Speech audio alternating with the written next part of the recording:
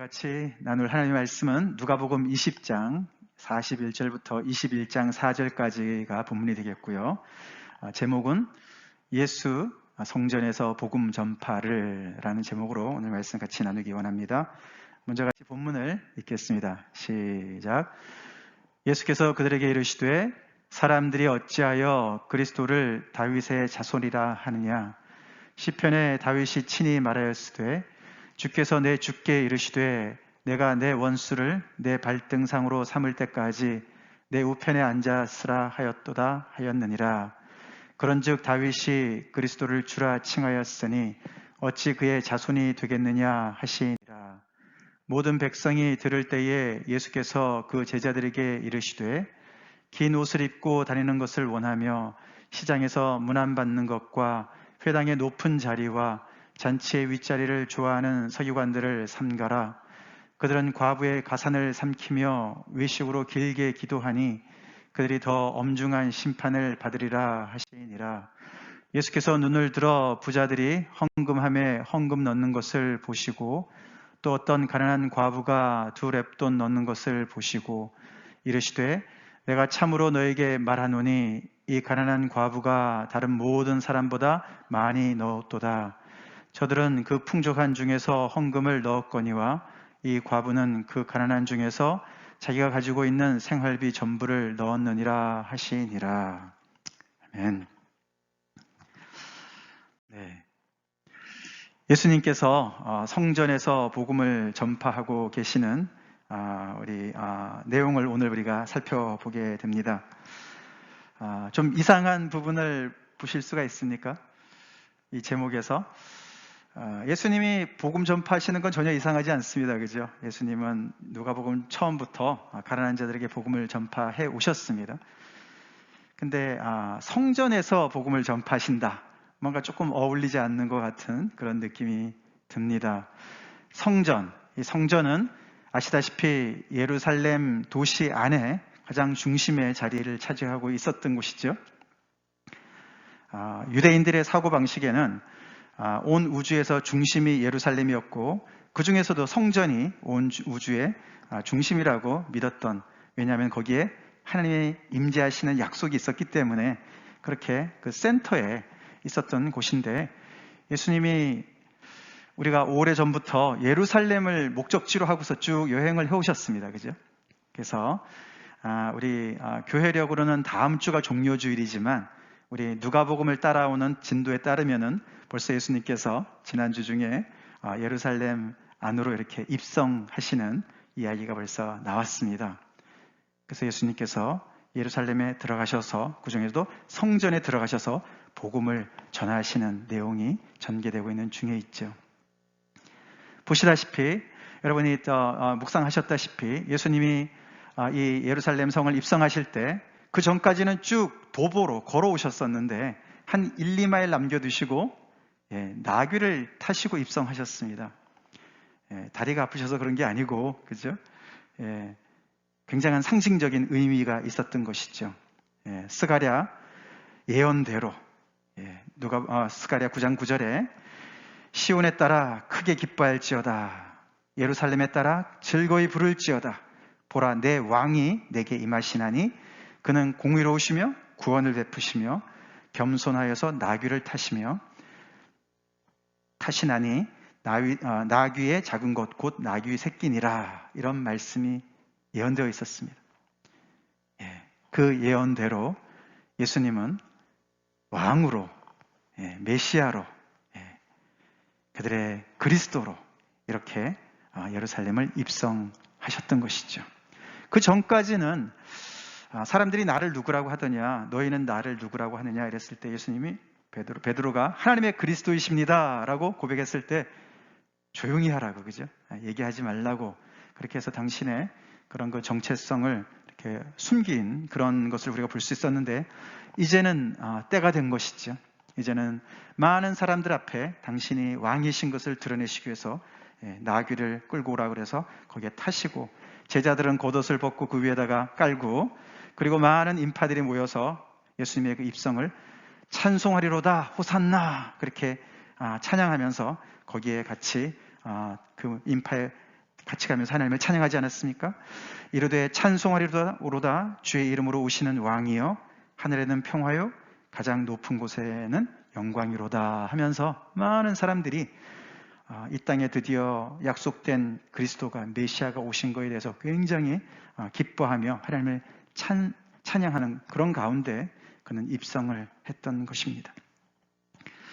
근데 이날이 우리 이제 그 요일로 따지면은 주일이죠, 그죠? 주일인데 그 주 금요일에 예수님은 아시다시피 이 성 밖으로 내쳐져서 십자가에서 죽으시지 않습니까?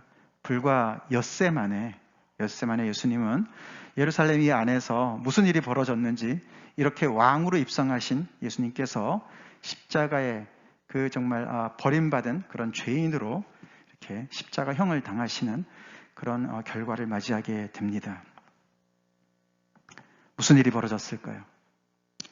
그것을 우리가 이제 이 사건 자체는 한 5, 6일 정도의 사건이지만 우리는 누가복음을 따라가면서 2주 동안 그 내용을 이제 묵상하게 됩니다. 자세하게 우리가 묵상하게 되겠죠. 결국 왜냐하면 이 예루살렘 안에는 성전 안에는 주인 행세를 하는 사람들이 있었던 것이었습니다. 왕이 임하셨어도 왕이 필요 없다고 하는 사람들이 있었던 것이죠. 그들은 주인이 아니었습니다.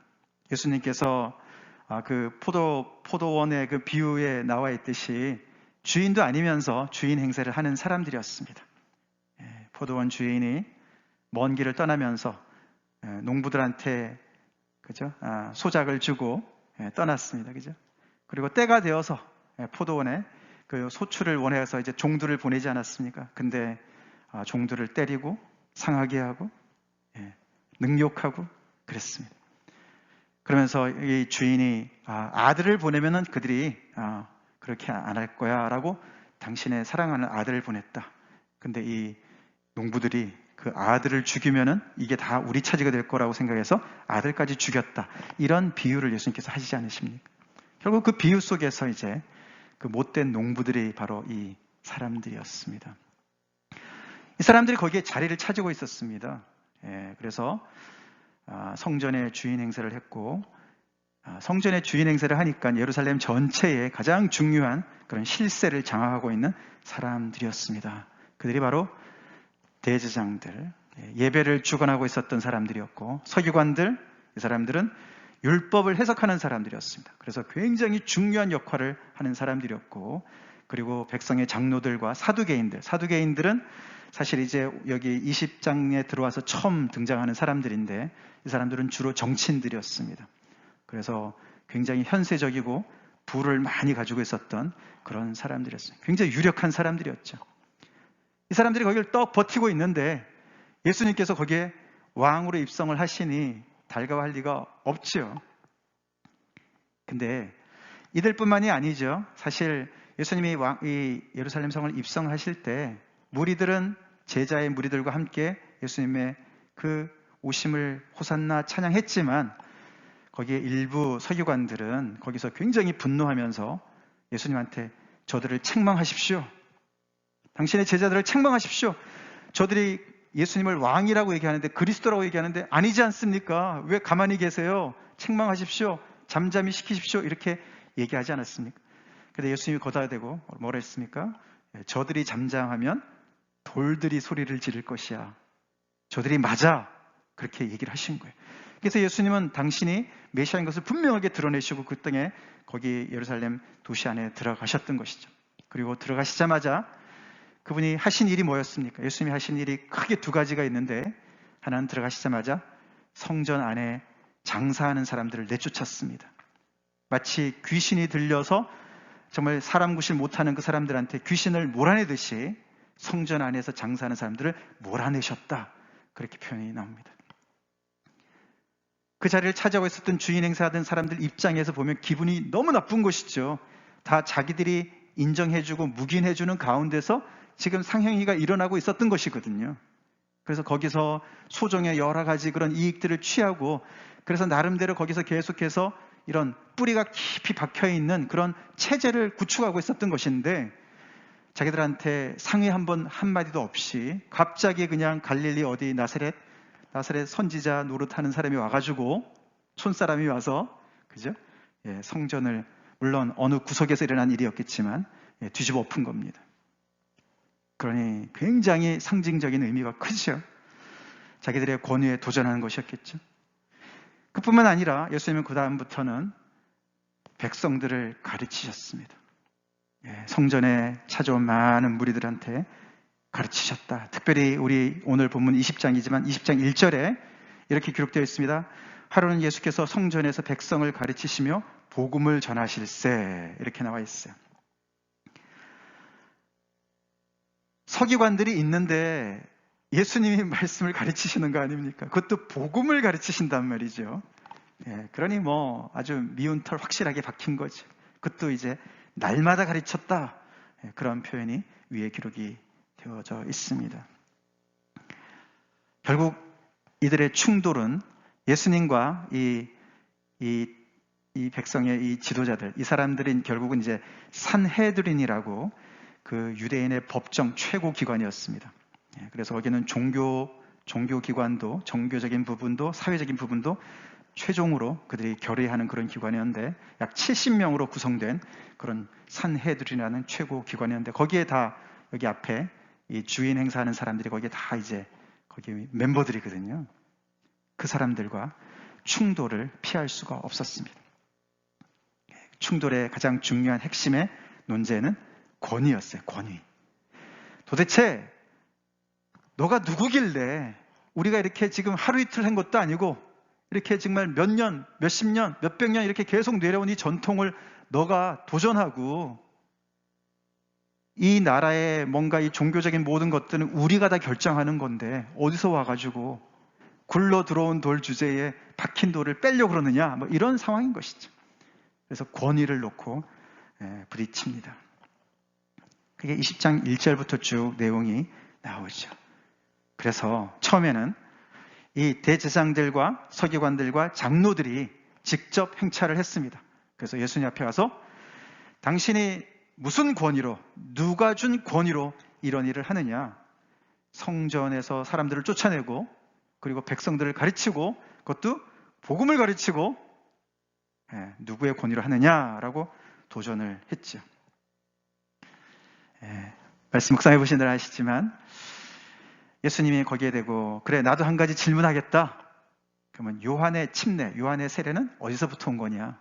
그거는 하늘로부터 온 것이냐, 사람으로부터 온 것이냐? 대답해라. 그러면 내가 대답해 주겠다라고 말씀을 하셨어요. 그죠? 그러니까 이들이 머리를 굴렸습니다. 하나님으로부터 왔다 그러면 왜 안 믿었느냐 그럴 거고, 사람으로 왔다 그러면 사람들은 침례 요한을 선지자라고 생각하니까 사람들한테 돌 맞아 죽을 것 같고, 그러니까 우린 모르겠다 이렇게 발뺌을 했습니다.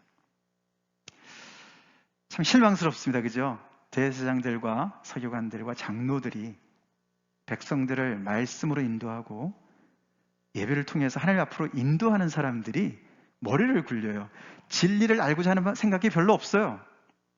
이들은 이미 벌써 예수님이 성전을 깨끗게 하신 그 사건을 보면서 이 사람은 죽여야 되겠구나라고 사실 결론을 내렸어요. 결론을 내린 상태에서 트집을 잡아서 결국은 그 예수님의 어떤 그런 책을 잡아서 백성들 앞에서 저 사람은 선생으로서의 자격은 전혀 없다. 그것을 증명하고 망신을 주고 결국은 그를 예수님을 제거하는 그런 목적이었습니다. 논쟁을 하긴 하지만은 그 디베이트가 진위를 가리는 그런 논쟁은 아니었던 것이죠. 그러니까 예수님께서도 나도 그러면 대답을 안 할 거다. 그러시면서 아까 제가 말씀드린 그 비유를, 포도원의 비유를 말씀해 주셨어요. 그들은 들으면서 알았어요. 그 못된 농부들이 자기들인 것을 알았어요. 사실 거기에서 예수님은 누구의 권위로 이런 일을 하시는지 또 대답도 해주신 것이죠. 그 포도원 주인의 사랑하는 아들이 바로 나야 라고 암시적으로 알려주신 거예요. 예수님은 메시아의 자격으로, 하나님의 사랑하는 아들의 자격으로 사실 이 성전과 예루살렘을 클레임하러 들어가신 거예요. 아멘이십니까? 예, 여기는 우리 아버지 집이야. 너네가 주인 행세하지만 진정한 주인이 왔어. 무릎 꿇어. 라고 말씀하시는 거였어요. 그래서 이들은 거기서 결국은 대답을 못하고 묵묵부답으로 거기서 이제 그냥 창피를 당하고 백성들 앞에 창피를 당하고 떠나갔습니다. 그렇다고 중단할 사람들이 아니었습니다. 이번에는 그들이 대표단을 보냅니다. 정탐꾼을 보냈습니다. 그러면서 아주 뜨거운 감자와 같은 그런 시사적인 문제를 들고서 예수님을 골탕을 먹이려고 트랩에 걸려고 그 정탐꾼들한테 보내서 질문을 했습니다. 그 얘기가 바로 세금 문제였어요. 이 유대 땅이, 이스라엘 나라가 로마의 압제 아래에 있었기 때문에 그들이 1년에 한 번씩 이 가이사에게 세금을 바쳤어야만 했습니다. 그래서 사실 그 양은 많지 않았다고 그래요. 그 비용은 많지 않았는데 데나리온 하나, 그러니까 그 성년 하나가 1년에 데나리온 하나만 내면 되는 거였는데 그 자체가 이제 속국이란 뜻이었습니다. 그죠? 그렇기 때문에 많은 의식 있는 사람들, 특별히 그 나라의 독립을 위해서 애쓰는 많은 사람들이, 종교인들과 다 포함해서 많은 사람들이 왜 우리가 세금을 내야 되는 것이냐, 로마에다 세금을 낸다는 것은 하나님에게 충성을 안 하는 것이다. 그렇게 해서 그것 때문에 많이 싸우는 문제였고, 특별히 산헤드린 이 공회에서 이 세금을 관장하고 있었습니다. 그래서 그들이 직접 징수를 해서 징수한 돈을 데나리온으로 다 바꿔가지고, 그게 로마 돈이거든요. 거기에 그 황제 상도 그려져 있고 황제 글도 쓰여져 있는 그런 동전을 가지고 세금을 내게 했거든요. 그러니까 이들이 어떻게 예수님을 이 정말 올무의 함정에 빠지게 할 수 있을까 고민하다가 결국 생겨낸 게 바로 그거지요. 그래서 예수님으로 옴짝달싹 못하게 하려고 했습니다.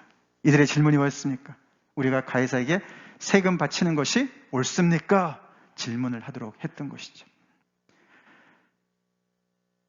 옳다고 그러면은 매국노로 몰릴 것이고, 그리고 선지자나 또 메시아가 아니라고 분명히 얘기할 것이고, 그렇죠?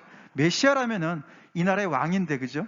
다른 나라의 가이사에게 그냥 굴복하라는 말로 들릴 수 있으니까, 그래서 예스라고도 할 수 없고, 노라 그러면 어떻게 됩니까? 그러면은 이제 빌라도한테 가서 일르는 거죠. 이 사람이 선지자라 그러면서 사람들한테 선동해가지고 결국은 세금 못 내게 한다고, 그렇게 해서 빌라도에게 넘기려고 하는 이런 계산을 가지고 예수님 앞에 접근을 했습니다. 나중에 이 사람들이 빌라도에게 예수님을 끌고 갔을 때 그 얘기해요. 세금 못 내겠다고. 예수님은 그렇게 얘기 안 하시는데도. 그래서 이렇게 어떻게 보면 정말 양자택일을 해야 되는 상황에서 예수님께서 어떻게 하셨습니까? 여러분 아시잖아요. 기가 막힌 정말 통찰력과 지혜로 말씀하시죠. 그래, 그러면 너네 그 데나리온 동전 하나를 가져와 봐라. 그래서 그들이 가져옵니다. 사실 데나리온 동전을 소유하고 있는 것 자체가 다 답을 가지고 있는 거거든요. 그 사람들이요. 그렇잖아요.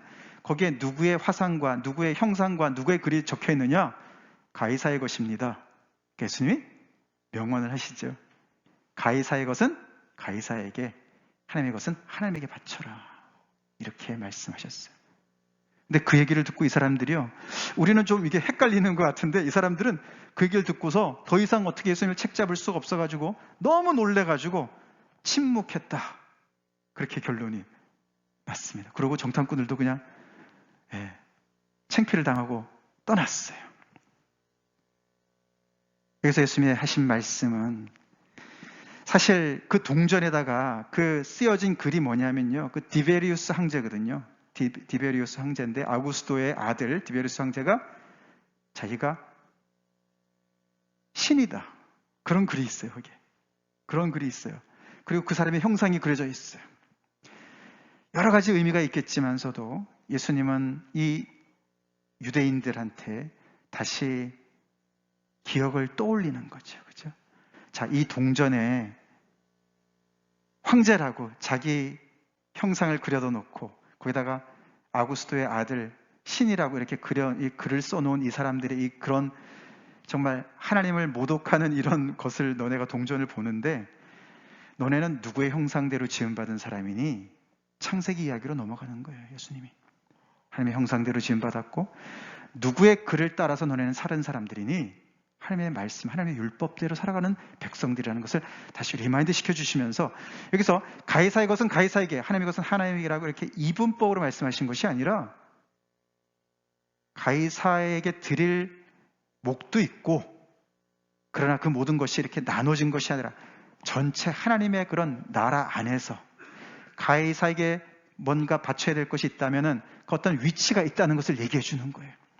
모든 권세가 하나님으로부터 나왔지 않습니까? 그죠? 그래서 로마 권세도, 로마의 그 제국도 뭔가 하나님의 그런 뜻 가운데 뭔가 위치가 있는 것이죠. 그래서 여기 형상과 글의 주인이 가이사 것이면 가이사한테 줄 것이 있으면 줘. 그렇지만 이 모든 것들이 전체가 다 하나님의 안에 있어. 그리고 너네는 하나님의 백성이야. 만약에 가이사에게와 하나님에게와의 충성의 그런 갈등이 있을 때 너네는 어디를 선택해야 되는지 알지? 이런 모든 것들을 사실 암시해두고 그렇게 축약한 그런 말씀이었습니다. 예수님이 메시아로서 그 사람들이 이렇게 정말 공교하게 짜놓은 이야기 속에 거기에 갇히거나 아니면 그래서 어떻게 하지? 이 사람들 굉장히 똑똑한데 이거 뭐 어떻게 대답을 할 수가 없네? 이런 분이 아니시죠, 그죠? 그분은 그 사람들의 생각을, 계산을 다 꿰뚫어 보시고 그 사람들이 생각하는 그런 갈등 속에서 있지만 예수님 훨씬 더 큰 그림을 보시면서 하나님의 통치 속에 가이사의 위치까지도 얘기해 주시는 그런 분이셨어요. 자, 벌써 2대 0이에요, 그죠? 근데 한 번 더 시도합니다. 이번에는 사두개인들을 보냅니다. 사두개인들이 가서 앞으로 볼 때는 이제 부활에 대한 논쟁으로 보입니다. 부활의 논쟁으로 보이지만 사실 그것은 성경을 해석하는 모세의 권위에 대한 질문이었어요. 이 사두개인들은 아까 말씀드린 대로 주로 정치인들이었고 돈이 많은 사람들이었기 때문에 굉장히 현세적이라고 그러지 않았습니까? 그래서 이 사람들은 부활을 믿지 않았어요.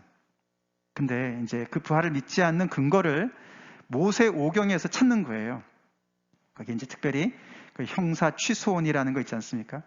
형제가 있는데 형이 장가를 갔는데 후손이 없이 죽었다. 그러면은 그 동생, 남동생이 형수랑 결혼해서 그 후사를 봐야 되는 것으로 이렇게 하나님께서 제도화해 놓으셨지 않았습니까? 창세기도 나오고 신명기도 나오지 않습니까?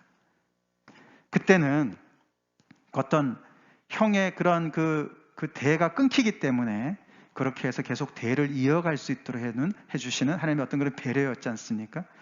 이제 그것을 가지고 이제 성경에 이렇게 오경에, 모세 오경 이런 것이 기록되어 있는데 이걸 보면은 부활이 있다면 말이 되는 게 아니지 않습니까? 7 형제가 있었는데 다 이렇게 결혼했다면은 나중에 부활했을 때, 부활이 만약에 있다고 그러고 부활했을 때 그러면 누구의 아내가 될 겁니까? 이런 논리를 가지고 예수님한테 접근을 했죠.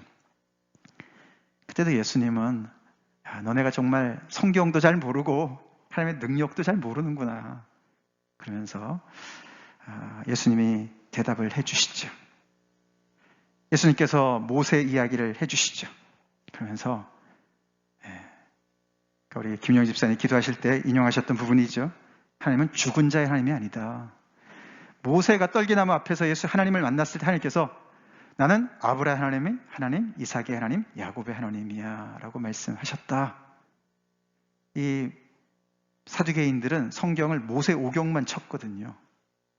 그래서 이 사람들이 이제 그 모세 오경 안에 무슨 부활이 있냐 이러고 이제 얘기하는 사람들이거든요. 그러니까 예수님이 그래서 출애굽 이야기를 쓰시는 거죠. 모세 오경 얘기만 가지고 하시는 거예요. 근데 하나님은 죽은 자의 하나님이 아니시고 산 자의 하나님이시죠. 하나님 그렇게 말씀하시는 얘기는 아브라함이 여전히 살아있고 이삭이 여전히 살아있고 야곱이 살아있다는 뜻이야. 모든 사람이 하나님 앞에는 살아있어 라고 예수님께서 말씀해 주셨어요. 네, 그렇습니다. 그러니까 이 사두개인의 이 부활의 논쟁도 그렇고 가이사에게 세금 바치는 얘기도 그렇고 누구의 권위로 얘기하는 것이냐 이런 것들도 다 양자택일의 어떤 문제 있는 것 같은데 예수님이 보실 때는 전혀 다른 차원의 그죠? 세계가 열려 있는 거예요, 그죠? 그래서 예수님이 부활이 당연히 있고 그때는 장가가지 않는다, 시집가지 않는다, 천사와 같을 것이다, 죽지도 않을 것이다 이렇게 또 여러 가지 정말 새로운 이야기를 해 주십니다. 이렇게 3대 0이 되었어요. 그때도 이 사람들은 아무 얘기도 못하고 더 이상 질문을 할 수 없게 되었습니다. 여러분이 만약에 이 산헤드린 공회원이라고 생각해 보세요. 여러분 같으면 어떻게 하실 것 같습니까? 사실 이 부분을 우리가, 이건 역사적인 이야기고 굉장히 스케일이 큰 이야기지만, 한 사람이 예수 믿는 것과 좀 이렇게 또 우리가 이렇게 비교해서 생각해 볼 수가 있어요. 예수님이 내 인생 안에 들어오시려고 생각하는, 그렇죠? 우리가 복음을 처음 들을 때, 예수님 우리 안에 들어오실 때, 우리한테 오실 때는 나는 너의 왕이야 라고 하고 들어오십니다. 예. 아멘? 예. 그냥 손님으로 오시는 게 아니고요. 너는 내 것이야 라고 우리를 클레임하러 오시는 거나 같은 거예요. 우리의 주인 되심을 주장하시는 겁니다. 근데 우리는 마치 여기 이 산헤드린 공회원들처럼 우리가 주인 행세해온 삶이 너무 익숙한 거죠. 내가 주인인데 어디 예수님이 주인 행세를 하십니까? 그렇죠? 그래서 우리 나름대로 예수님과 논쟁을 합니다. 그렇지만은 그 논쟁하는 과정 속에서 지금 여기 있는 이 사람들은 완전히 마음을 닫고서 결론을 내리고서 안 믿기로 작정하고서 싸우러 드는 거잖아요. 그죠? 혹시 여러분들 복음을 들을 때 그렇게 듣지 않으십니까? 사실 오늘 여기서 예수님이 성전에서 복음을 전파하신다. 이게 굉장히 아이러니컬한 얘기예요. 성전은 하나님의 임재가 있는 곳이고 예배가 있는 곳 아닙니까? 그죠? 다른 곳은 몰라도 성전은 하나님의 뜻에 정말 밝아야 되지 않겠습니까? 하나님의 뜻에 열려 있어야 되지 않겠습니까? 성령이 충만한 곳이 되어야 되지 않겠습니까? 복음이 충만해야 되지 않겠습니까? 거기서부터 복음이 정말 충만해서 바깥을 향해서 나가야 되지 않겠습니까? 근데 뭐가 문제가 생겨서 이 성전이 지금 복음을 들어야 되는 상황인 거예요. 이걸 비유로 한다면요, 글쎄요, 뭐 장로님, 권사님 잔뜩 있고요, 거기에 그것도 모자라서 목회자들, 목사님들, 신학자들 다 모여놓고서 거기다 대고 복음을 가르치는 거나 똑같은 거예요. 자존심 상하겠죠? 아, 우리 복음 다 아는데 왜 복음 얘기를 하지?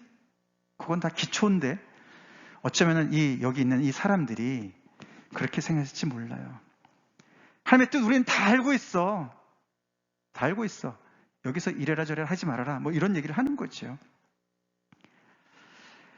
중요한 것은 이 사람들이 하나님을 섬기고 성전을 섬기고 이 모든 이 사람들은 다 성전과 아주 밀접한 관계에 있는 사람들이었거든요. 그랬으면은 하나님의 일에 늘 열려 있고 겸손하고, 하나님은 늘 우리의 생각을 뛰어넘어서 역사하시는 분이시기 때문에 그래서 겸손한 거죠. 그래서 항상 열려 있는 것이죠. 그래야 되는데 이 사람들은 완전히 반대로 자세를 취했습니다. 결론을 내리고 그러고 주님을 대하는 것이죠. 혹시 여러분들 옆에서 이렇게 복음을 전해주는 분들 얘기를 들을 때 마음을 닫고 계시는 거 아닙니까? 생각을 좀 열어보세요. 그러면은 내 사고 속에서는 이거 아니면 저거 같은 가이사냐 하나님이냐, 아니면은 부활이 있냐 없냐, 아니면은 하나님으로부터냐 사람으로부터냐, 이런 어떤 정말 해결이 안 되는 것 같은, 어떻게 그게 말이 돼? 근데 하나님의 나라 안에는 말이 되는 것이 많습니다. 하나님의 나라에는 차원이 다른 것이 너무 많은 거예요. 그렇게 오픈 마인드된 자세로 말씀을 듣는 것이 중요하다는 것이에요. 결국 이 사람들은 예수님이 나타나기 전까지는 굉장히 평온했었는데 예수님이 나타나셔서 성전에 와서 이렇게 정말 난동을 부림으로 말미암아 평지풍파를 일으켰기 때문에 결국은 이제 예수님을 이제 이렇게 대적하다가 안 되니까 그들은 이제 침묵으로 일관합니다. 회개하지 않습니다. 회개하지 않고 조용히 기회만을 노리는 그런 상황에 도달한 것이죠. 이런 것이 지나간 다음에 오늘 본문이 등장하는 거예요. 그래서 오늘 본문은 이렇게 직접 대면한 논쟁의 결말이라고 볼 수가 있습니다. 오늘 본문을 자연스럽게 이렇게 세 등분을 해볼 수가 있는데, 첫 번째에서는 예수님께서 이번에는 그들에게 질문을 던지세요. 예수님이 퍼즐을 그들한테 던지십니다. 너네 한번 풀어봐. 그러면 지금까지 3번 너네가 공격했는데 3대0 아니야? 그것도 무슨 판정패도 아니고 말이죠. 완전 KO를 당한 거예요.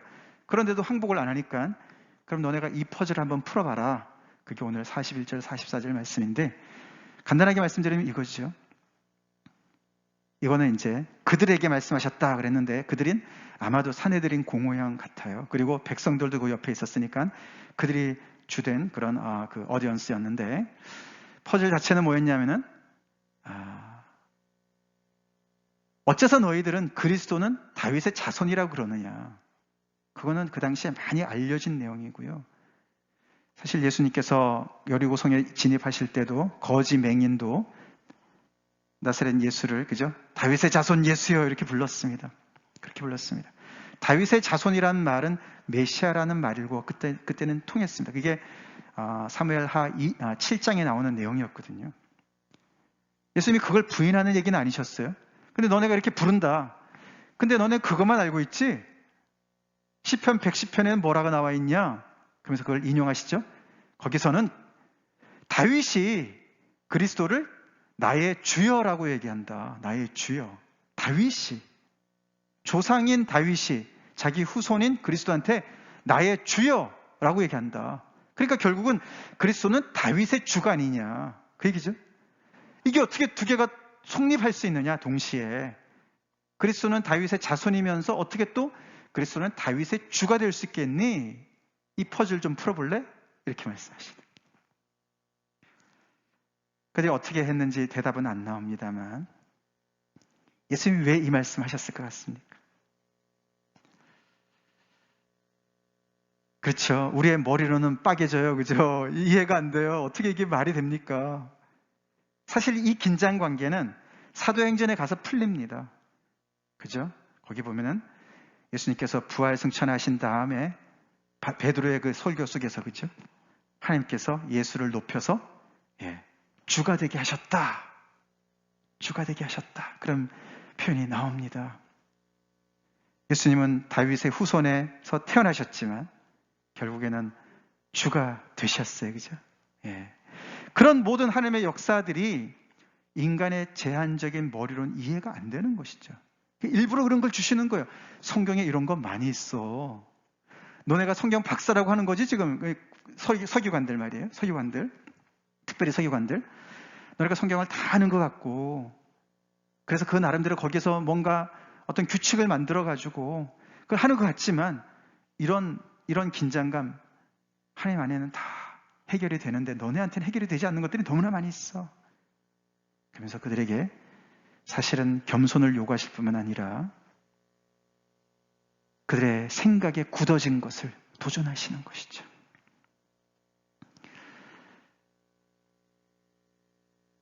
성전에서 하나님을 늘 모시고 섬기고 성령의 인도하심 속에 살아가는 사람들이 얼마나 하나님을 향해서 열려있고, 세상에서는 불가능하게 보이는 것도 하나님 안에서는 가능한 것을 볼 수 있는 그런 능력을 가지고 있어야 되지 않겠습니까? 그죠? 그런데 이 사람들이 너무너무 이제 꽉 그 자기의 사고 체계 속에 갇혀 있는 거죠. 갇혀 있어요. 그러니까 사실 이 산헤드린 공회원들은 나름대로 민족을 위해서 애를 쓰고 있는 중이었어요. 그래서 머리를 쓰는 거예요. 머리를 써서 혹시라도 우리가 이 로마 정부에다가 밉보이면 우리가 이 지금 드리는 이 예배조차도 예배를 못 드리는데 어떻게 하냐 이거죠. 우리가 예배가 중단되면 어떻게 하냐. 그러니까 어느 정도는 우리가 그들의 비율을 맞춰줘야지. 이 정도는 우리가 코스트를 치러야 돼. 적당히 타협할 줄도 알아야 돼. 이렇게 하는 거예요. 하나님의 백성들이 기도하면서 상상력을 발휘하면서 하나님 안에서 뭔가 새로운 어떤 어떤 길을 모색하려고 애를 쓰기보다는, 그러니까 이렇게요. 예수님께서 오셔서 복음을 전파하시고 그 안에서 놀라운 역사들이 일어나고 죄인이 죄사함을 받고 죽은 자들이 살아나고 병자들이 일어나고 이런 일들이 벌어지는데 그것을 위험한 것으로 규정하지 않습니까? 새로운 역사들을 위험한 것으로 규정하는 거예요. 왜냐하면 지금 자기들 나름대로 겨우겨우 붙잡고 이 평화를 유지하고 있는데 갑자기 어디서 예수님이 나타나셔서 이런 새로운 막 역사들을 일으키니까 너무너무 불안한 것이죠. 그럼 분명히 로마가 군대를 이끌고 우리를 쳐들어올 것이다. 우리는 이 지금 이만한 이 평화도 빼앗길 것이다. 그렇게 생각을 하는 거예요. 하나님 안에서 그리스도는 다윗의 자손도 되시면서 또한 동시에 다윗의 주가 되시는, 세상에서는 불가능한 일들이 가능해지는 것을 꿈꾸질 못하는 거죠. 하나님을 신뢰하지 않는 것이죠. 하나님을 보지 않는 것이죠. 그래서 앞에서 말씀 받지만서도 이 하늘로부터, 이 요한의 침례는 하늘로부터 온 것이냐 사람으로부터 온 것이냐. 이 사람들은 I don't care. 하늘로부터 오긴 뭐가 와. 뭐 이렇게 된 거예요 지금. 하늘이 꽉 막혔어요. 그냥 꽉 막혔어요. 가이사의 것을 할 때는 하나님의 것. 너네가 가이사에게 바칠 거면 그렇게 그냥 너무너무 불안에 떨고, 하나님의 것은 어디 있느냐? 하나님에 대한 충성심은 어디 있느냐? 하나님을 향한 예배는 어디 있느냐? 하나님 강조하시고, 부활의 논쟁에서는 너희는 그 부활에 합당한 자로 여긴 자들은 하나님의 자녀야. 부활의 자녀야. 너는 이 땅에서 겨우 이 육신만 입고 살아가는 그런 존재들이 아니고 하나님 앞에서는 다 살아있는 자들이야. 하나님의 영원하신 하나님의 자녀들이야. 이런 말씀, 완전히 열려있는 그런 이야기들을 앞에서도 말씀하시고 여기서도 말씀하시는 거예요. 어떻게 보면은 낡은 가죽 부대처럼 그냥 생각이 고착화되어 있는 종교인이 된 이 사람들한테, 성전과 가까이 있고 하나님과 가까이 있는 사람이 고착화된다. 종교가 제도화된다. 그것만큼 위험한 것이 없는 것이에요. 그것만큼 무서운 것이 없는 것이에요. 사실 예수님은 그것을 도전하시는 거예요. 이런 걸 보면서 하나님의 무한하신 그 세계 속으로 다시 들어오라고, 너희들의 그 계산 속에서 답이 안 나오는 것에 절절매지 말고 하나님 안에 다시 들어오라고 예수님께서 말씀하신 줄 믿습니다. 그러고 나셔서 예수님께서 제자들을 향해서 서기관들을 삼가라라고 말씀하십니다. 사실 위에서 이런 말씀을 통해서 결국에는 이제 그들과의 논쟁이 이제 끝나시고 이제는 제자들을 향하십니다.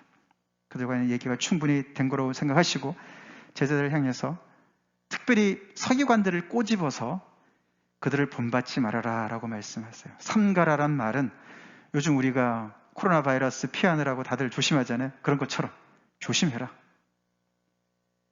누룩, 바리새인의 누룩을 조심해라고 말씀하셨던 예수님이 이것은 서기관들을, 특별히 많은 서기관들이 바리새인들이기도 했습니다만, 그러면서 예수님이 그들이 어떤 것을 조심하라, 무엇을 본받지 말라고 하셨냐면은 46절, 47절에 자세하게 설명하지 않았습니까? 이 사람들이요, 하나님의 율법을 연구하고 하나님의 율법을 해석하고 백성들을 가르치고 하나님의 마음이 담겨있는 이 하나님의 이 말씀을 가까이 하는 사람들인데, 이 사람들은 뭘 좋아했냐면은, 뭘 원했냐면은 긴 옷 입고 다니고 시장에서 문안받고 회당의 높은 자리와 잔치의 윗자리를 차지하는 것을 원하고 좋아했다는 거예요. 온통 사람들의 관심과 그 주목을 받는데 완전히 그냥 팔려 있었다라고 이야기를 합니다. 사회적인 지위와 명예와 권세와 부에 목을 매는 인생을 살았다는 거예요. 그뿐만 아니라 그들은 과부의 가산을 삼켰다. 예수님이 정확히 어떻게 하셨는지는, 어떻게 그들이 했는지는 설명을 안 하시지만 뭔가 제도를 그렇게 만든 것이죠.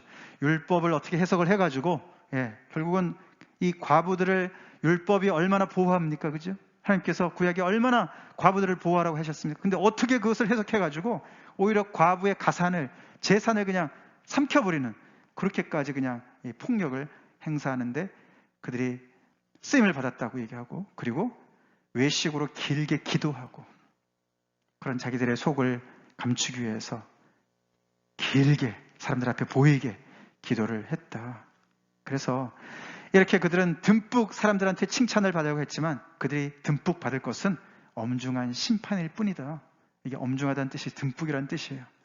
심판을 받는데 듬뿍 받을 거야. 그러니까 그들을 배우지 마, 본받지 마.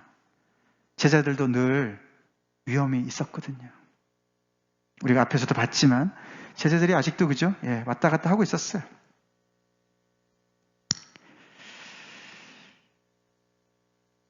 율법을 묵상하고 율법을 가르치는 사람들이 하나님으로 충만하고 하나님 앞에 살지 못하고 세상을 바라보고 사람들을 바라보고 사람들의 관심이 그냥 마음에 가득 차 있었어요. 충만해 있었어요. 그러니 예수님의 이런 역사들을 보면서 흥분할 수가 없죠. 환영할 수가 없죠. 결국 이들은 그런 자기들이 노력으로 만들어 놓은 그 수도 피스를, 거짓된 평화를 지키기 위해서 결국은 예수님을 죽인 거예요. 누가는 맨 앞에 1장에서 데오빌로 각하한테 보내면서 그죠? 근원부터 자세히 미루어서 내가 무슨 일이 벌어진지를 내가 다시 다 내가 기록할 거다. 결국 그래서 당신이 믿음에 굳게 서게 하려고 한다. 거기에는 어떤 그런 아폴로제릭한, 예수님이 죄를 범해서 죄인으로 죽은 것이 아니다. 그분은 지혜도 출중하셨고 능력도 있으시고 이렇게 백성들을 위해서 복음을 전파하시고 귀한 일을 하셨었는데 결국은 산헤드린 공회원들이 권위 싸움에서 거기서 결국은 밀리니까 어떻게? 무력으로 예수님을 죽인 거다. 그 얘기를 암시하는 것이죠. 그래서 예수님이 오늘 21장 앞부분에 보시고 이르시되, 아마 예수님은 정말 이 성전 안에 정말 하나님을 찾는 사람은 없을까? 하나님만을 바라보면서 사는 사람은 없을까? 뭐 이러고 보셨는지 모르겠어요. 그러다가 사람들이 헌금하는 걸 보시는 거예요. 그 당시에 헌금함이 비치되어 있었습니다. 여인의 뜰에 비치되어 있었는데 부자들도 막 헌금을 하는 거예요. 근데 어떤 가난하게 보이는 과부가 와서 헌금을 했는데 멀리서도 보셨나 봐요. 2렙돈을 하셨다 했대, 이분이. 렙돈이라는 것은 그 데나리온, 아까 말씀 데나리온의 한 100분의 1 정도 가치가 있었던 거예요. 요즘 말하면 페니 정도 되는 거예요.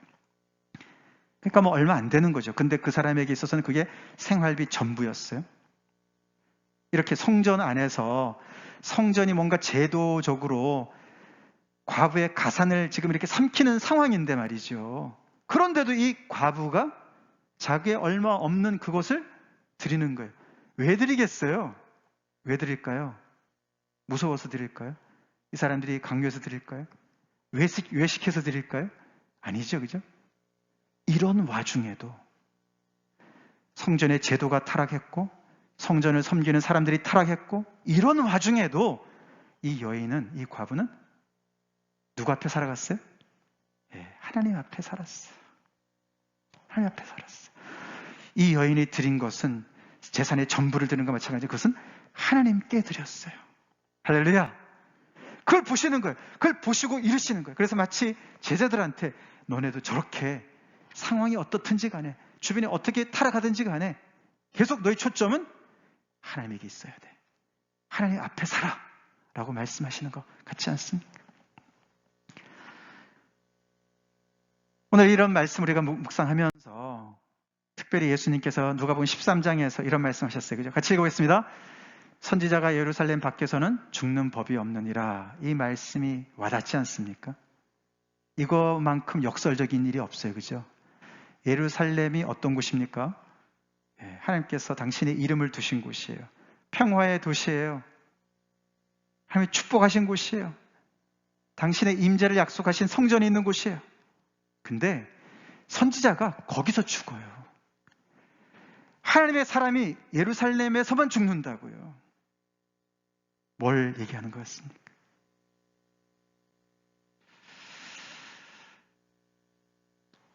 이게 우리가 썩는 거는 뭔가 생명이 있는 것이 썩잖아요. 그죠?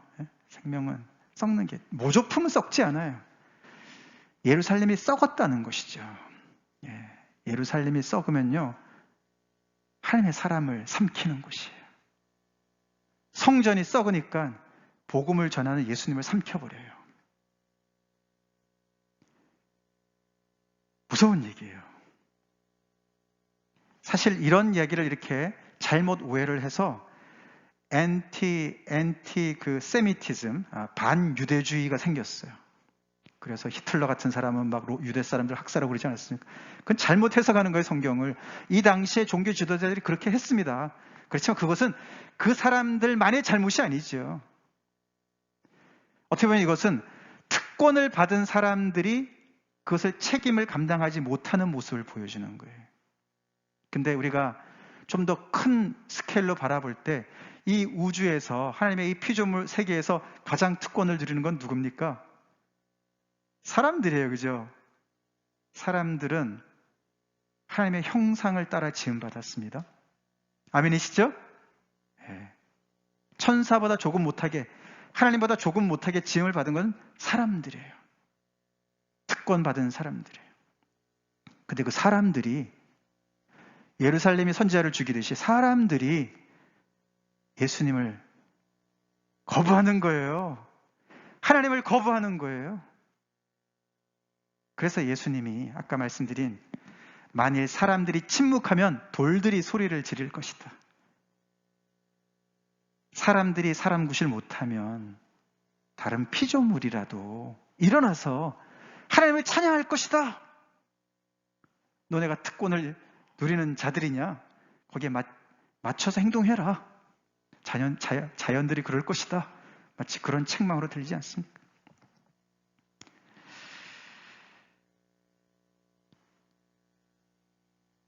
성전이 어쩌다가 복음을 들어야 되는 상황이 되었습니까? 혹시 오늘날 교회가 다시 복음을 들어야 되는 거 아닙니까? 예수님이 교회에 오셔서 복음을 전파하셔야 되는 거 아닙니까? 저기 오지 어디 불신자들한테가 아니고 교회가 제대로 복음을 알고 있습니까? 이런 말씀이에요. 복음이 뭡니까? 우리 누가복음 19장 10절 같이 읽겠습니다. 인자가 온 곳은 잃어버린 자를 찾아 구원하려 함이니라. 삭개오를 구원하신 다음에 말씀하신 거예요.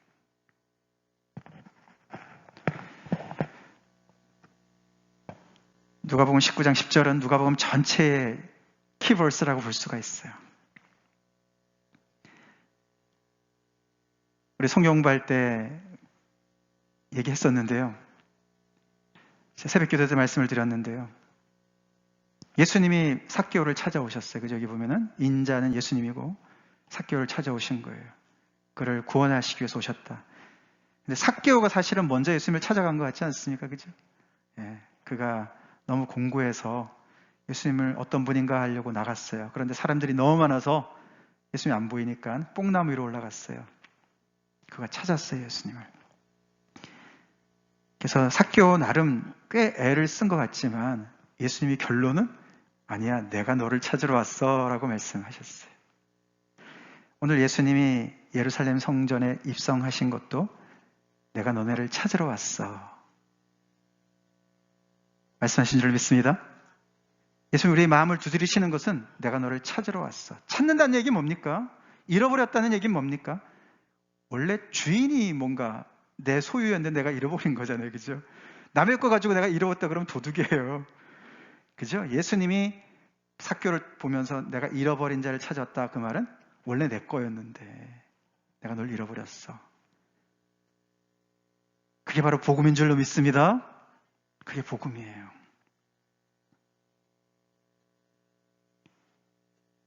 하나님이 우리를 찾으러 꽤 먼 길 오셨어요. 그죠? 삭개오도 꽤 노력했지만 예수님의 노력에 비하면 아무것도 아니죠. 저 천성 떠나서 이 땅에 오셨습니다. 인간의 몸을 입고 오셨습니다.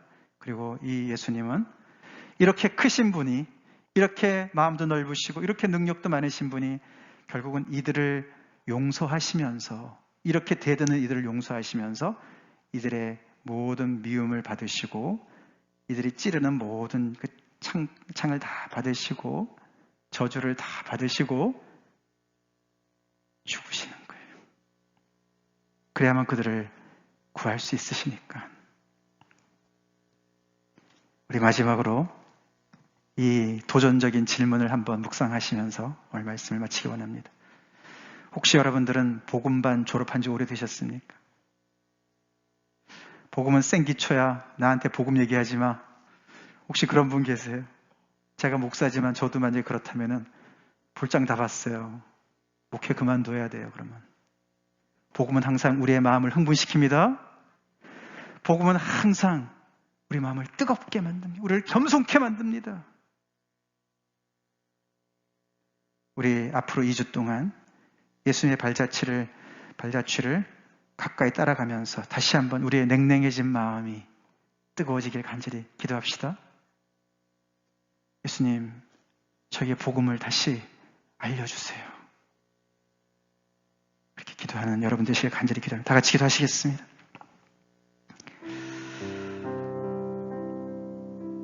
오늘 말씀을 듣고 주님 앞에 우리 마음을 토로합시다.